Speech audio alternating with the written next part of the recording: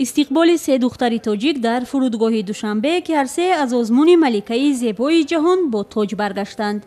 در ازمون که روز 3 سентябр در شهر استона خاتمه یافت، زباسانمҳои نورسوکالان از کشورهای آسیو و اتحاد давлатҳои مستقل شرکت داشتند. озмун дар сатҳи ҷаҳонӣ баргузор шуд. онҷо ҳатто худи Пьер Карден, тароҳи маъруфи фаронсавӣ иштирок карда ба ғолибони озмун шахсан ҷоизаҳоро супорид. амалият ҷураеваи 13 сола дар бахши зебосанамҳои наврас мақоми топ моделро соҳиб шуд. ман ҳамеша орзу доштам ки дар чунин озмунҳо иштирок кунам. хушбахтона ба мақсадам расидам, аммо бо ин қаноат карданӣ нестам.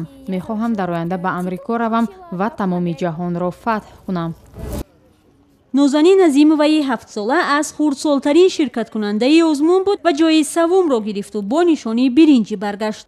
ба гуфтаи моделҳои тоҷик, рақобат сахт буд, аммо онҳо тавонистанд ки бо ҷоиза баргарданд.